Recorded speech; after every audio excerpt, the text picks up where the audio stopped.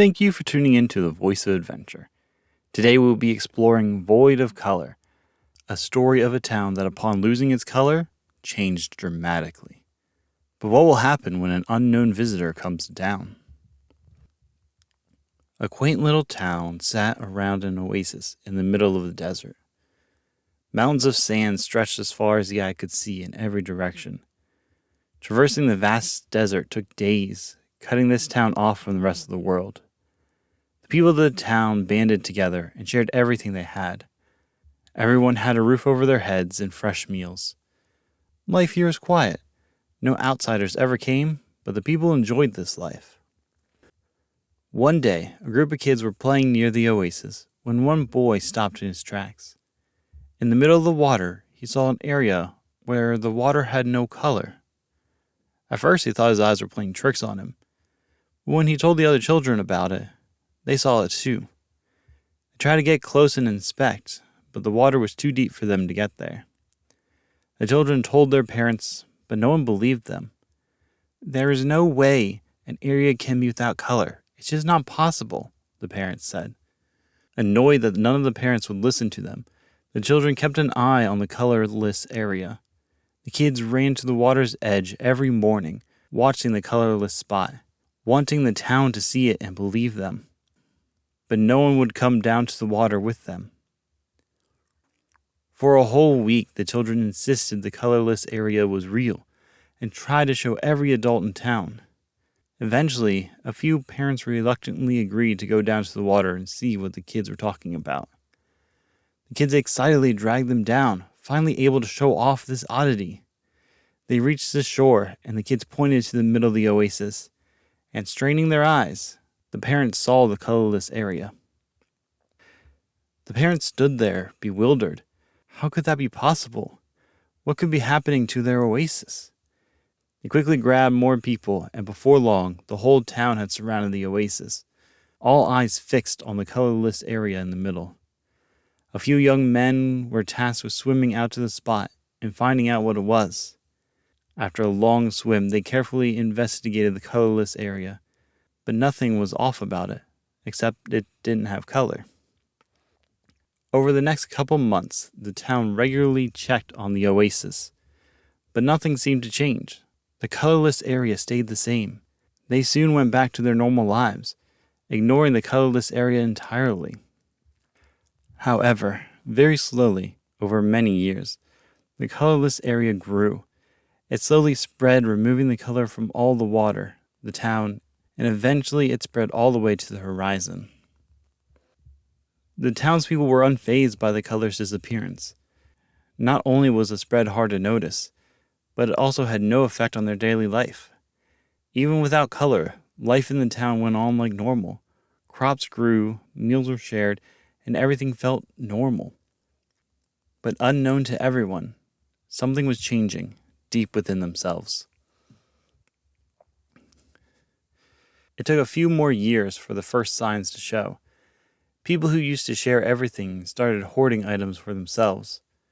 Farmers let food spoil before giving it away. Carpenters only helped those they wanted to, and no one offered free assistance anymore. Every interaction turned into a business transaction. A clear divide slowly formed in the town between those who had the resources for these transactions and those that didn't. The handful of farmers who owned all the farming land greatly benefited from this.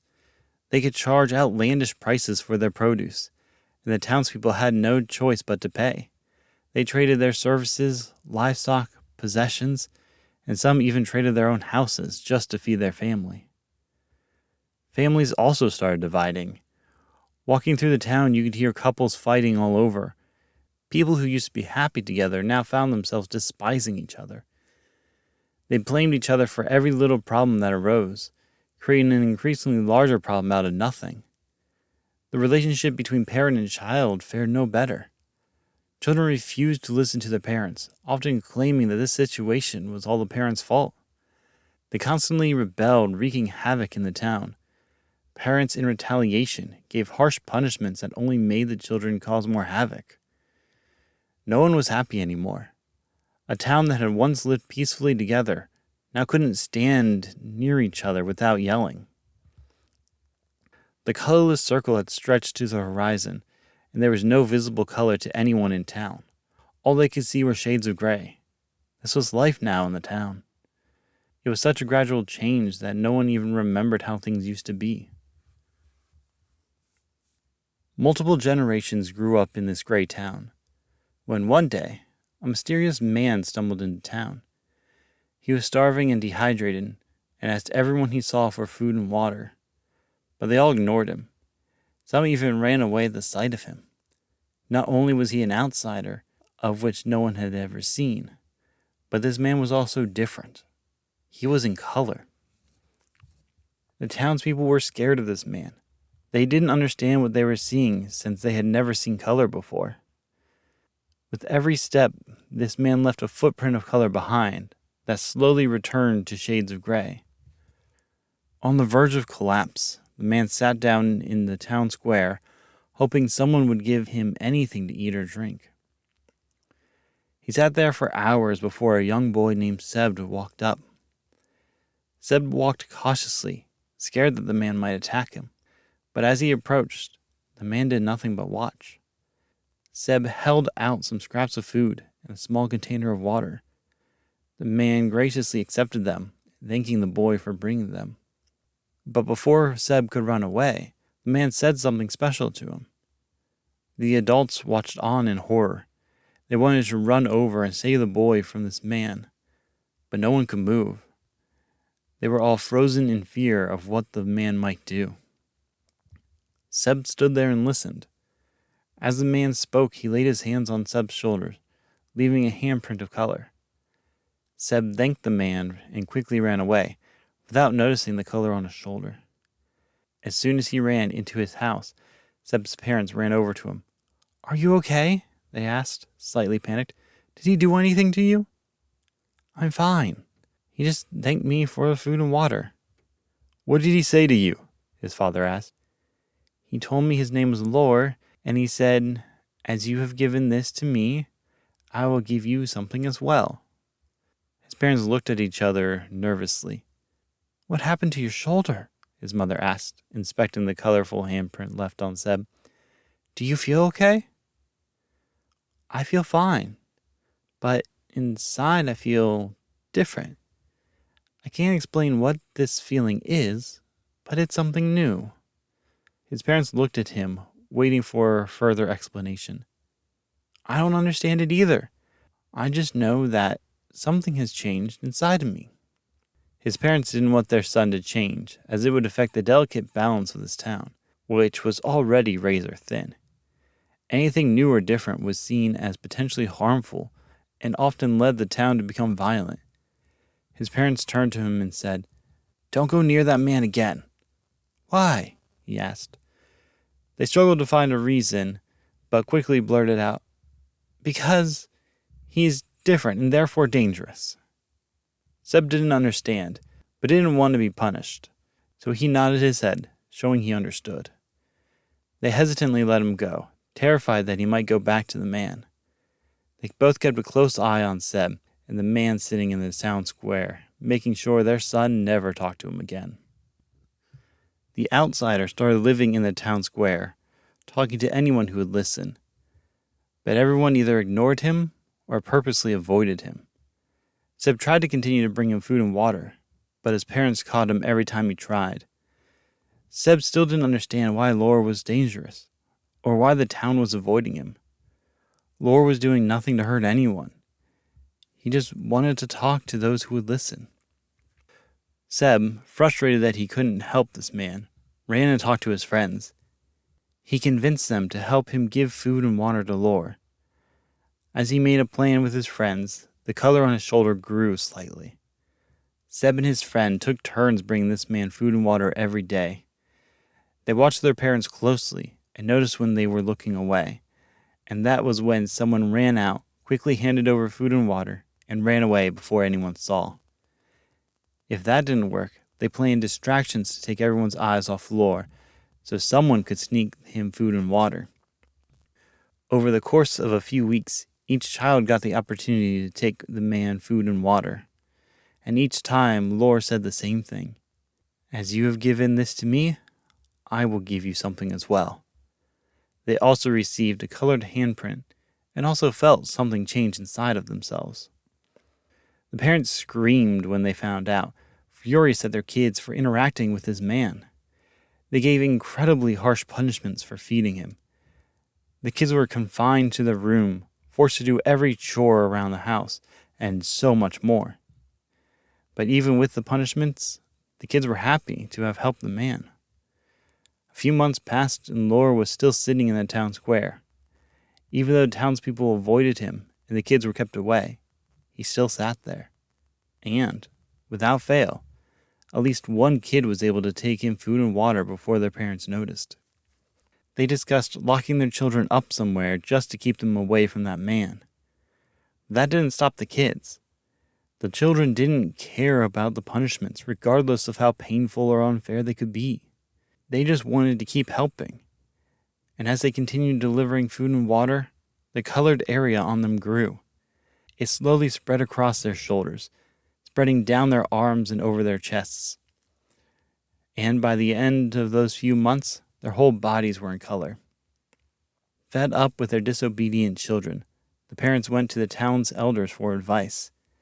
The parents laid out all of their concerns, worries, and fears, hoping the elders would have a solution. For hours they talked and debated, discussing possible solutions and tactics they could use to force their children to listen. While their parents were talking with the elders, every child sat with Lore, excited to actually have a conversation with him. He welcomed them all and told amazing stories about people and places from long before this town was formed. He talked of huge mountains, never-ending bodies of water, and people in all corners of the globe. The children sat there amazed. They were astounded by his stories, because the details he gave made it sound like he was there when the story happened. After hours of discussion, the elders and parents emerged from the town hall, ready to enact their plan. They concluded that the only way to keep the children away from the man was to force him to leave and never allow him to return. When the parents emerged into the town center, they saw all the children sitting with the man. The parents gasped, ran to their kids, and started screaming.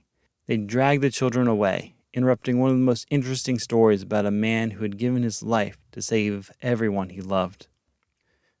The children fought back with everything they had. They kicked, screamed, punched, bit, anything to free them from their parents' grasps. But even with all that pain, the parents didn't let go. As the kids struggled, the elders walked up to the man and said, "We cannot allow you to be here anymore. As you see, parents are outraged at what is happening to their kids. They cannot allow you to continue to poison their minds. So please, take some food and water, leave this town, and don't come back." The man slowly stood. Having overheard what the elders had said, a few children shouted, "Please, don't make him leave. He was just telling us stories." "You don't have a say in this," the parents snapped. "This man is ruining your lives. We are here to save you from him." The man looked around at the angry parents and the kids pleading with them and the elders. He turned to the elders and said, "You all think I am ruining these children's lives. You think that I am poisoning their minds by telling them stories about places far from here." Laura turned to the parents and shouted, "Look at them! They are experiencing pure joy for the first time in their lives. They have broken away from your black and white lives and embraced the colorful wonder of a child. You say I poisoned them when I actually freed them." The parents were enraged when they heard this.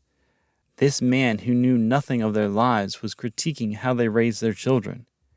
He had been here for only a few months. What could he know about this? One of the elders sighed, feeling the parents' rage building. "Who are you to decide what the children should hear and experience? That is the job of their parents. You came to this town as an unwelcomed guest, and now you are telling us what to do with our children. No. Leave. We don't want you here." Lore turned to the elders and shook his head. Wow.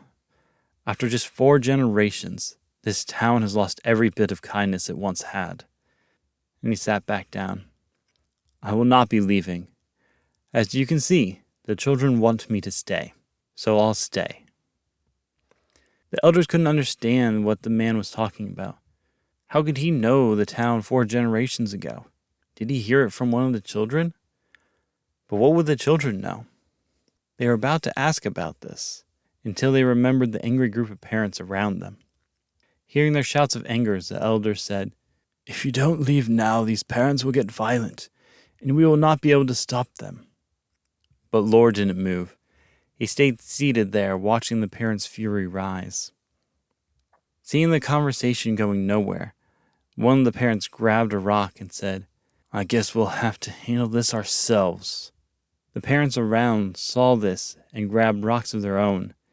They slowly walked to Lore, ready to do whatever it took to force him out of town.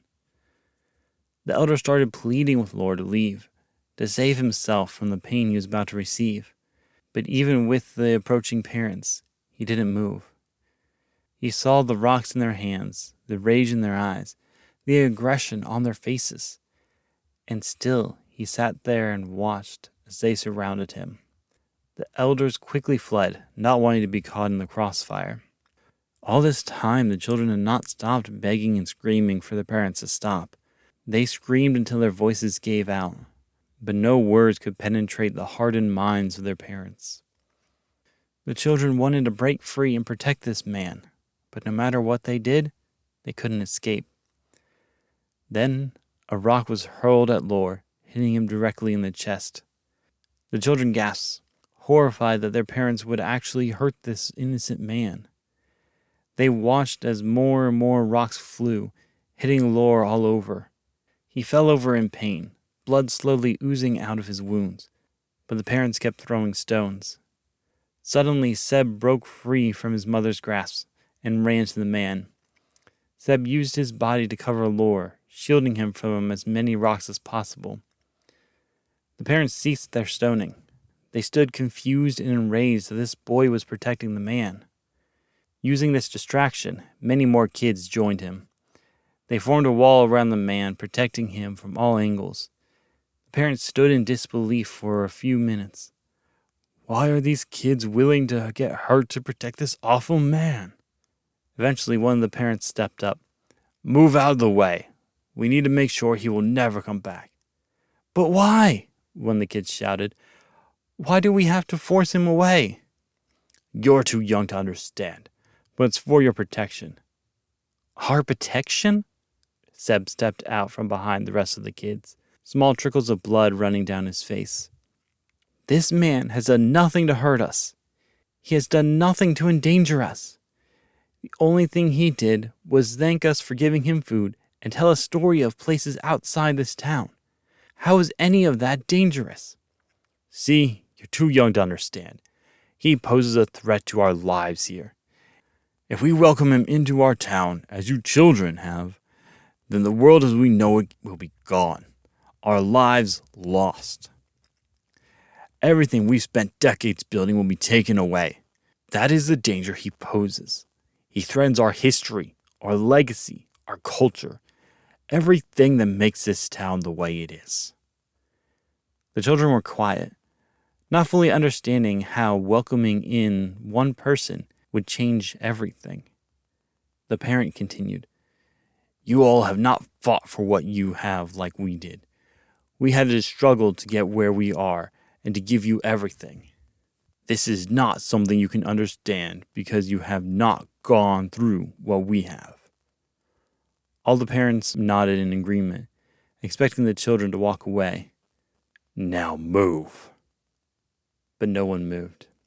The children stayed right where they were. We may not have fought like you have, but we have seen how you all treat each other. You all have hoarded your money, food, and resources. You have not helped those in need, but instead sneered at them, thankful that you are not in their shoes. You have gloated of your greatness as you have stabbed each other in the back. The parent closest to Seb extended his hand to stop the speech, but Seb continued, only taking a moment to catch his breath. All you guys care about is yourselves. You don't even care enough about your children to learn why we all want to protect this man." Seb turned to the man who was sitting up now, and in a softer tone he said, "He told us of the outside world, where people share what they have and help each other, where travelers are welcomed into a town and given room and meals, where a whole town works together to improve each other's lives, where a man was willing to give his life to save those important to him." Seb turned back to the parents, who were unable to meet his eyes. "You say this man will threaten our way of life. What if that's a good thing? What if that is what this town needs? A wake-up call to change our town and to help everyone succeed." He looked out at all the faces of the parents. They looked ashamed of their decisions. Slowly, they began to see what Seb was talking about. They saw how horrible they were to each other, and how they exploited each other for their own gain. One by one, stones fell out of their hands as they reflected on their lives. Some people dropped to their knees and cried. Others looked ashamed, and a couple walked up to Lore. They knelt down next to him and said, "We're sorry. We couldn't see past ourselves to what you were giving our children. Please, let us take care of your wounds." Immediately, spots of color appeared on everyone present, and over the next few months, the color spread to their whole bodies. As they changed, the town around them did as well. Families made up, neighbors helped each other out again, and food was shared with the whole town.